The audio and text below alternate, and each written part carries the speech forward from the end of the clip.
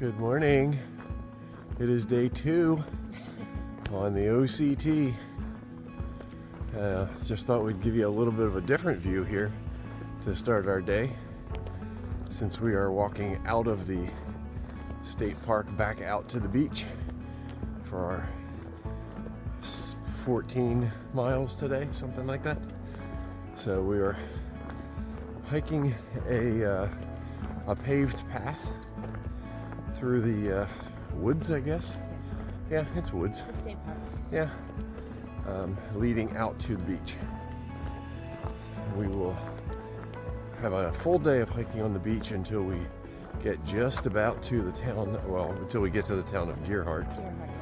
And then that will lead into the town of Seaside. But we will pretty much be walking the beach the entire way until we get to that point. It's not cold, but it's damp, yeah, which we're not used to. yeah, it's We're used to very dry. dry, yeah. So everything is just slightly damp, chilly, a little bit, because as we get closer to the beach. The wetness too. Yeah, the wetness, and there's a little bit of a breeze coming off the ocean. So yeah, just something we haven't really experienced in the last couple of months. We're used to it from home, on the AT, and well, just living in Pennsylvania. But yeah, this is had to close up the tent last night just because there was fog coming in, and it was just would have made everything inside the tent even more damp. So it did eventually close up the tent.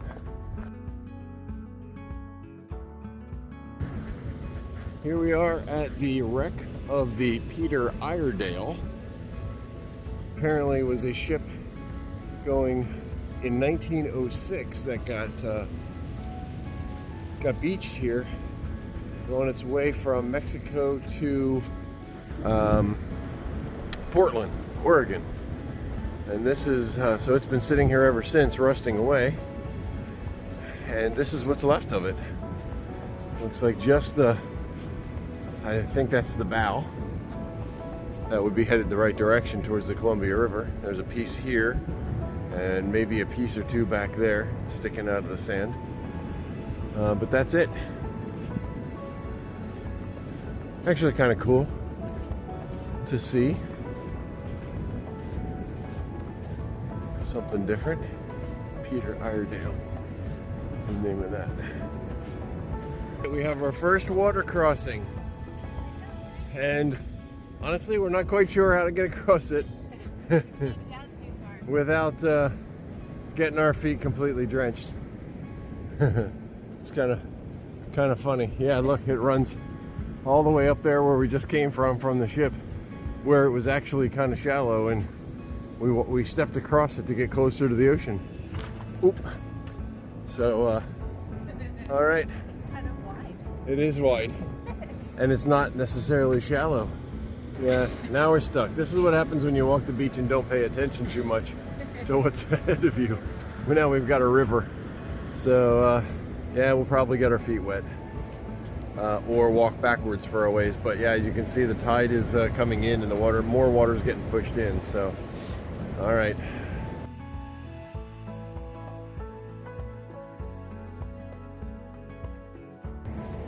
There are elk up here on this dune, and we're trying to get it close enough here that don't want to scare them off, but you can see them there.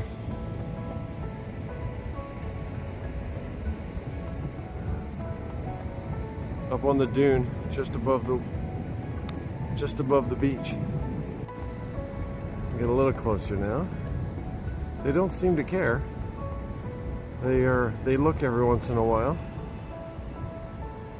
interested, I guess. And I think, yeah, right there maybe is a little one. Yeah, right there.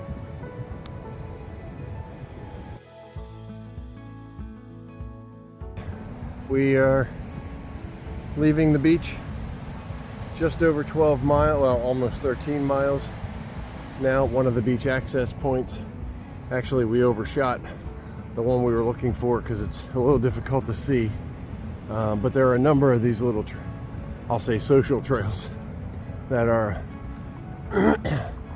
heading up the dune towards town as well. So we're just going to follow this one, circle back just to our left a little bit to the one that we meant to be on. As you can see just over the other side of the dunes there, houses. And all along the way, there's a hotel over there. So we are headed, this is, this must be a trail that the people that live here made. This would be Gerhardt. So we're gonna just go up into town here, get a bite. It's a little 11:15, and then finish it up. All right, here we are in Gerhardt, Oregon. This nice little coffee shop here called By the Way. Coffee's Gifts Interior, really nice place. So this trail goes along Route 101 a number of times. This is just the first time that we're crossing it as we enter the town of Seaside, Oregon. There's the sign. So sorry about that. So we sometimes we'll be able to not do the road walk by taking the ferry across some of the waterways. But today is not one of those days. We have arrived at the Seaside Lodge and International Hostel in Seaside, nope, not California anymore, Oregon. We'll get a little bit more video of this later, but this looks really nice. We've got a couple of bunks here for the night. We're only staying for one night, and then we'll head back out in the morning. All right, here we are with the wrap up for day 2 of the Oregon Coast Trail, the OCT. Today was our longest day on trail yet. We did about 14 miles of a trail today. So we started out at the Fort Stevens campground and got to the town of Seaside, and it's a cute little town. It's a little beach town. We are staying here at the Seaside International Hostel, which you can see part of right there behind us. Kind of a neat little place, I think. Right? They have a garden that we're allowed to take vegetables from. Well, the lettuce. I mean, the lettuce at least. That's what we were specifically what we were told. Yes. Yeah. So I'll try to show you around a little bit, but yeah, they offer coffee and laundry and all that normal kind of stuff. Yeah. And they have bunk rooms and they have private rooms. And so that's what we're in tonight. We are in a private room because that was available for us. So, yeah. What did we see today? No, I mean it was all beach walking today until we got to 12 miles of beach walking. Yeah. Yeah. So we started out with the shipwreck. Yes. Right. Can't remember the name of the ship off the top of my head, but you have already seen that in the video. And what did we see after that? Iredale. It's the Iredale. Iredale, that's right. Yeah. Paul or something like that. Yes, something like that. Yes. Actually, we saw an eagle. I was to say before that. Actually, several eagles. Yeah, we saw probably 4 or 5, something like that. Bald eagles, which is really cool. Actually, saw one pick up a dying fish off of the beach. Yeah.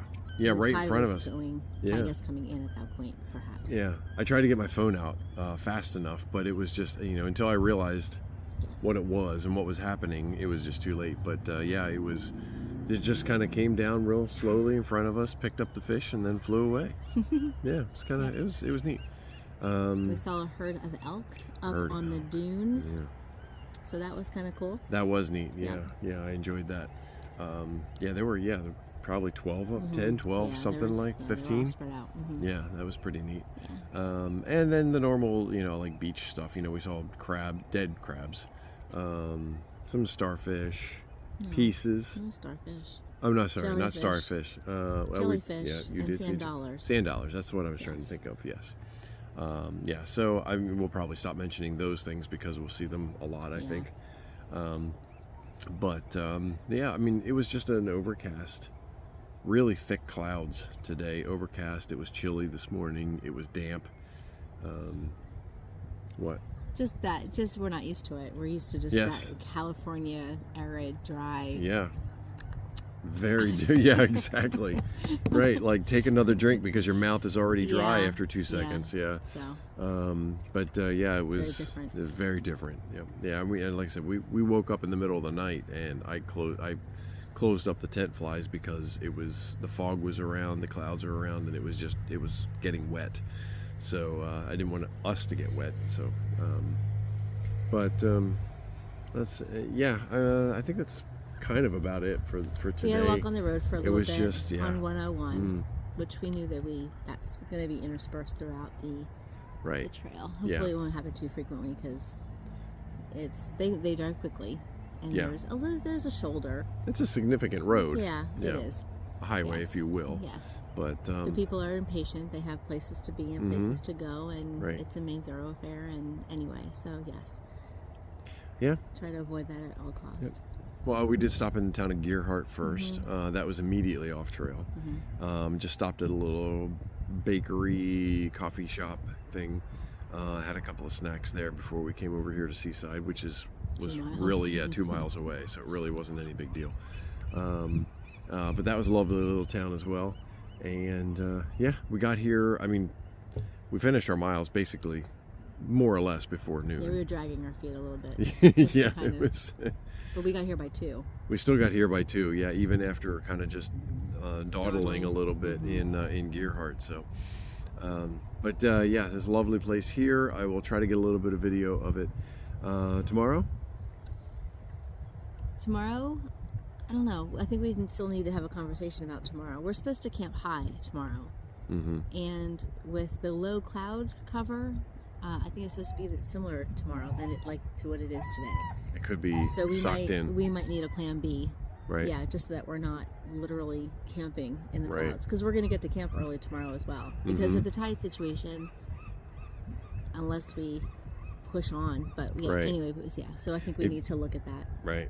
potentially. And see If you what we think can back do. to the pictures or video from earlier today, looking down the beach, you could see a hill at the kind of the end of the beach, and that's essentially where we will be climbing up and camping tomorrow. Just a little bit beyond that, but still up at that high point. But it was in you clouds know, all day. Yeah, and it's still in clouds now. Mhm. So yeah, we may have to just debate on what we want to do about We'll that. still hike up there, obviously, because that's Yeah. where the trail is. But Yeah. it's a little different when you just kind of pitch the tent and be like, all right, here we are Yeah, right. in the clouds. Yeah. Because you can't enjoy it then anyway. It's supposed to be this awesome overlook, and there's a lighthouse up there. But I don't know that we can enjoy it anyway. So, but the Yeah. problem is on this trail is that there's nowhere to camp because it's Mhm. all either beach where you have to worry about tide, or it's town. Town or state park. Yeah. Yeah. So it's Neither of which you're allowed to camp in on the beach Yeah. in those two places. yes. So Um, anyway.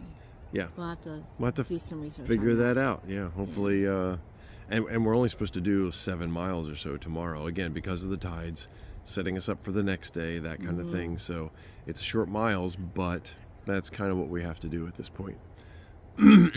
Just to see what we want to see, and again avoid the tides.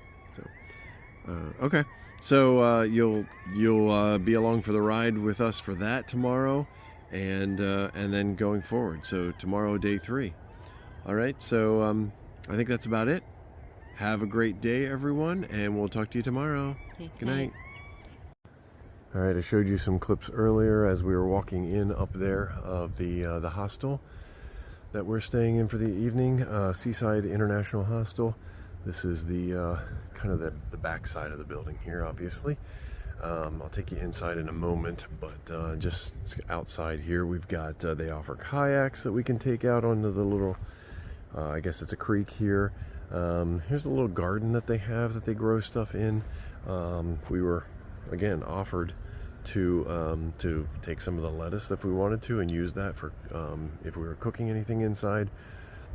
They've got some seating out here, obviously in the deck for looking over the creek, which is really nice, and a little fire pit and some seating out here as well.